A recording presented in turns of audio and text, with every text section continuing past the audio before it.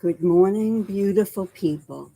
This morning we're going to talk about that January 31st, 2019 meeting with the police, Gilbert, Arizona Police Department, when Lori brought along Melanie Gibb and TYLEE because she wanted to retrieve her purse, and her friend Jason Moe had suggested for her to go to the police department, make a complaint, put a restraining order on Charles, and all the other things that people can think of to do to others when it's really you in the wrong, not the other.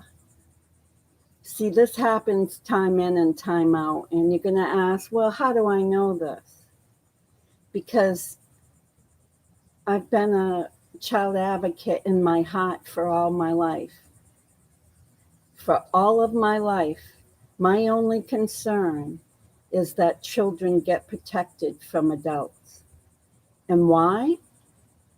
Because I think that by the time you are an adult, you have reasoning skills, critical thinking skills, and defensive thinking skills to be able to sort out situations to get out of them. Well, in this case, the first thing that was done wrong was TYLEE was brought into the police interview room. She should have been left in the hallway with a good book or her headphones on listening to some good teenage music. She should have never been brought in. Now, that's an error on the adults, and all four adults in that room comprised of Lori, Gibb, and two police officers. So there was four adults that made a major mistake by letting a child into a room. That adult things were going to be discussed. And also, I believe they brought her in not only because it's inappropriate and they fester, they live on inappropriateness. They like that. Like, if there's not inappropriateness in a day, then their day isn't done. But I think they brought her in because they knew that TYLEE was an advocate herself.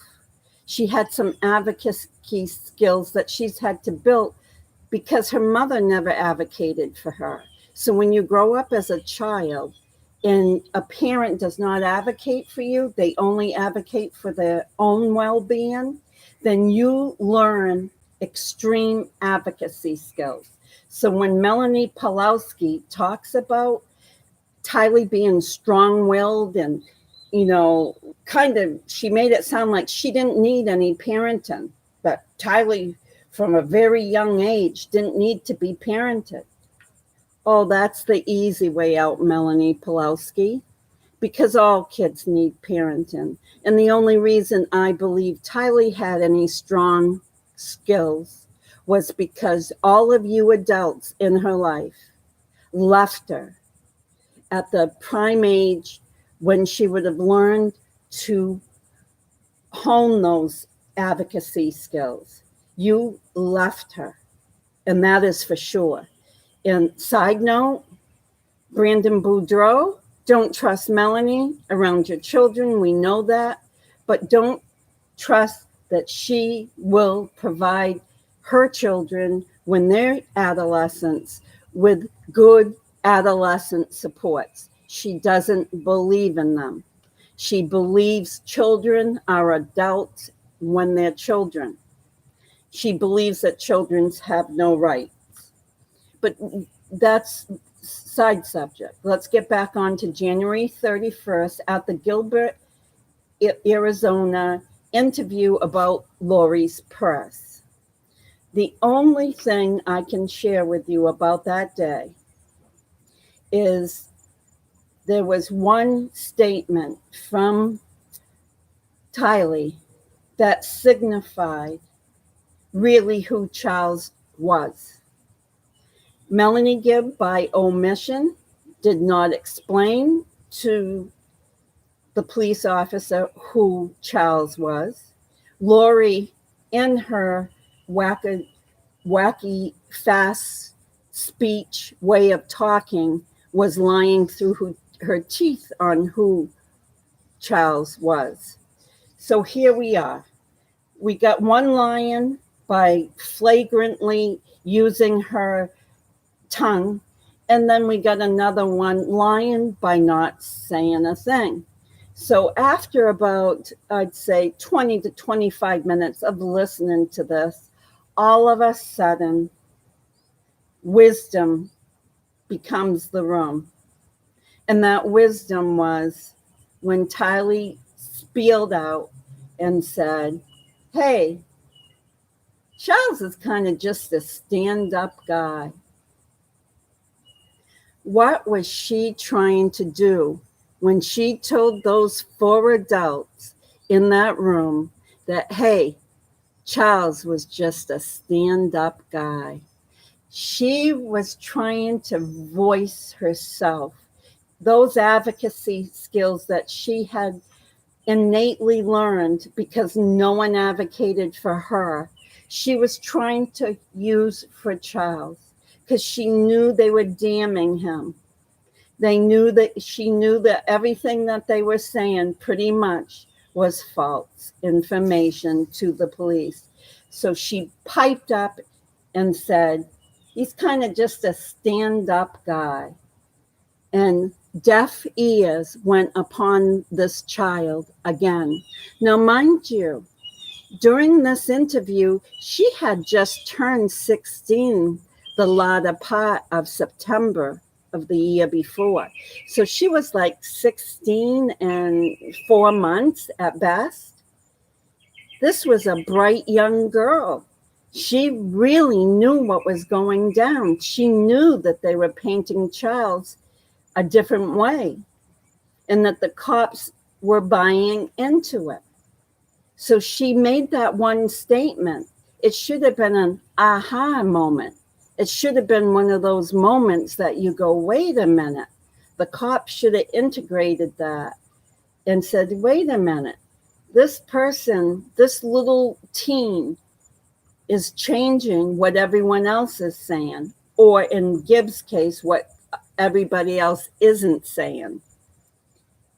So it is my opinion, and it's only speculation, and I'll send it off as rumor, that the reason that TYLEE became a zombie is I am sure she left that meeting that day, and Lori got on her secret phone that she had expressly for her and told Chad exactly what was going on.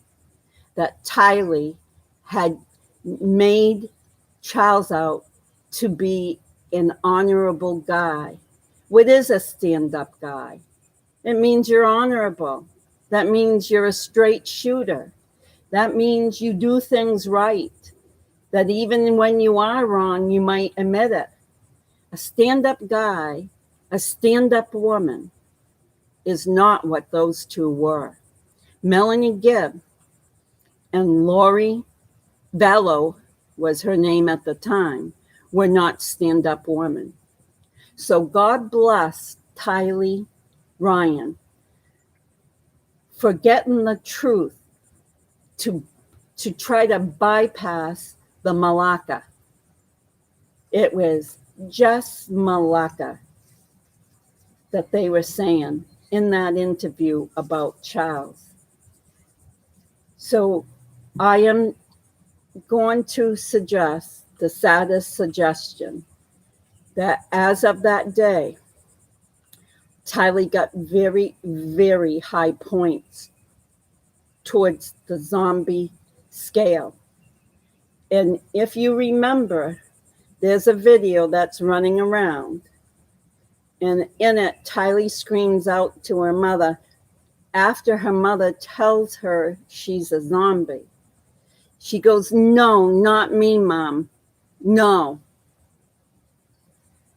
You can bet the zombie that Lori had applied to TYLEE that day. And this is the saddest news, because TYLEE did not advocate for the lie or the lies, the many lies that were being thrown at these two cops in the Gilbert, Arizona Police Department, when Lori very much stated the only concern she had about her pocketbook was her lips.